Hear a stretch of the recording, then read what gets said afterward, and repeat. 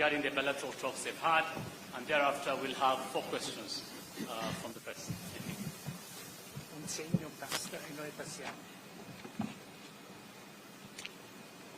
Please, let's take our seats. Thank you very much. Your Excellency, President Sergio Mattarella, ambassadors, honorable ministers, distinguished officials, members of the media, good afternoon. I take this opportunity to appreciate and express deep gratitude to His Excellency, President Sergio Mattarella, the President of the Italian Republic, who has honored us by making this long-awaited visit to Kenya. It has been a tremendous privilege, Your Excellency, to receive you and your delegation. We've just concluded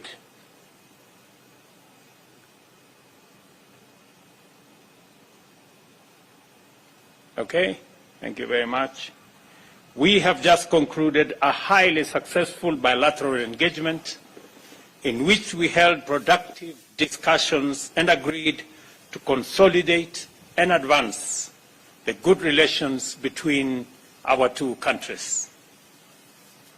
Our 2 countries established diplomatic relations in 1964, and Italy has been a valued partner to the Republic of Kenya in political, economic, social, defense, and security cooperation. In our deliberations, the President and I agreed to deepen and expand these relations for the benefit of the people of our 2 countries. Our meeting provided us with the opportunity to discuss at great length modalities of enhancing trade and investment between Kenya and Italy. I am delighted to announce that the President of Italy, President Mattarella, and I witnessed the signing of 2 agreements, 2 MOUs, and a joint declaration to provide a framework for advancement of bilateral cooperation in different fields. We have signed an MOU through which our 2 countries shall cooperate in the fields of health towards the realization of universal health coverage and improved pharmaceutical production. We have also signed an MOU on bilateral consultations that will be established and set guidelines for the conduct of political consultations at the respective ministries of foreign affairs. We've also committed in good faith to re-establish cooperation on the construction of Aror, Kimorer, and Itare dams and other water and sanitation projects which are critical to our agenda on food security, delivery of water, and climate action. I am very proud to announce that the 3 dams which were subject to court cases and court matters, we have now agreed on a framework to settle all the outstanding court cases and court matters, and have agreed that the facilities that had been provided for the construction of these dams will be renegotiated so that we can provide for the delivery of the dams and the implementation of the projects. The government of Italy has also committed to advance 100 million euros in grants and soft loans covering projects in agriculture, development of MSMEs, housing and urban settlement, health, the digital superhighway, and the creative economy.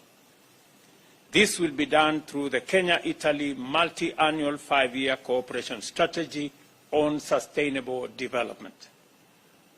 We further committed to cooperate in enhancing our informal settlement redevelopment program, which our 2 countries recently launched to facilitate security of land tenure in informal settlements in various counties, including Kilifi, Siaya, and Ngong municipalities. And further, this is an opportunity to appreciate Italy for the Debt for Development program, which has provided tremendous support of water, health, education, and urban development programs.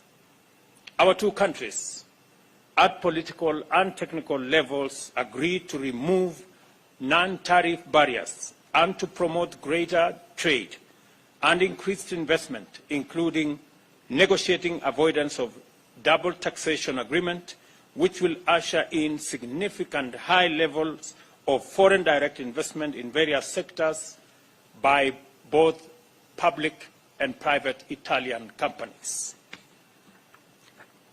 We also exchanged views and shared ideas about emerging opportunities to improve the balance of trade between our two nations, including cooperation in agro-industrial, ICT, and biofuel projects, among others. Kenya is highly encouraged by the great interest shown by Italian investors in the Consa Technopolis, where a number have already set up business. With this visit, we are confident that even more investors will take up the myriad of opportunities in the project, including the financing that was graciously extended to the government of Kenya by Italy for the horizontal development of facilities in Consa City. Kenya and Italy are in agreement that climate change and other environmental challenges must be addressed within the context of sustainable development.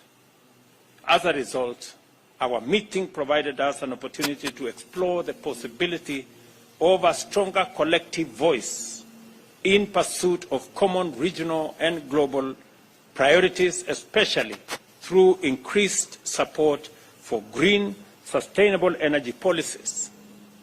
Kenya will use this understanding to seek partnership and investments with Italian firms, especially in the geothermal space. And later this month, there will be a conference that will profile opportunities in the green energy space between Kenyan and Italian companies. For Kenya and the world, especially countries in the global south, to successfully surmount the global crisis of climate emergency, that biodiversity loss and pollution, more and better financing is indispensable. We have therefore initiated the overdue conversation about the need to reimagine and reform the international financial system to make it responsive, climate sensitive, and fit for purpose.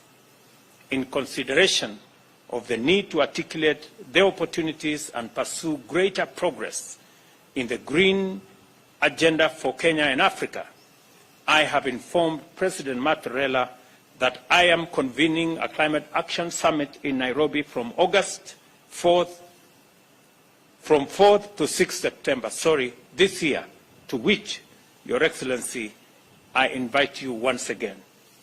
I have assured the President of Kenya's strong position as a regional hub for investment, commerce, and other services, and the most attractive gateway to the East African COMESA and Africa Continental Free Trade Area markets. I therefore encourage Italian businesses to take full advantage of our position to grow their local, regional, and continental footprints. In our meeting, President Mattarella and I also had the opportunity to discuss issues of regional and international significance. We pledged to work together in securing a peaceful future for parts of our respective continents affected by conflict and instability. Kenya appreciates Italy's pledge to support our efforts to restore regional peace and security, including in the Horn of Africa, the efforts we are making in our sister country in Ethiopia, in South Sudan, and in DRC, not to forget the combined efforts we have in Somalia. Additionally, we agreed to collaborate bilaterally at the United Nations and other multilateral forums on the basis of convergence of values, principles, and positions to promote peace and security, promote trade, health, climate action, and the elimination of hunger and malnutrition. Our meeting also considered the initiation of the bilateral cooperation in such vital sectors as the art, culture, science, and technology.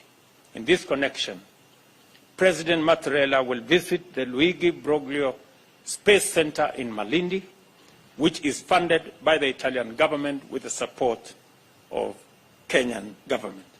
Further, we agreed that our bilateral cooperation should enhance mutual benefit of the center's output in scientific and technological research for sustainable development in Kenya and globally. On this highly successful visit, President Mattarella and I reaffirmed the strong bonds of friendship and solidarity that hold our nations and peoples together. This state visit is a clear demonstration of the commitment we share to enhance bilateral ties through continuous dialogue and sustained exchange of knowledge. Once again, I thank you, President Mattarella, for the honor of your visit and for the fruitful deliberations and productive engagements we have undertaken today. You have made tremendous contribution to the historic project of growing the bilateral relations between Kenya and Italy and in driving our national socio-economic transformation together. Ladies and gentlemen, I now welcome you, Mr. President, to make your remarks. Welcome.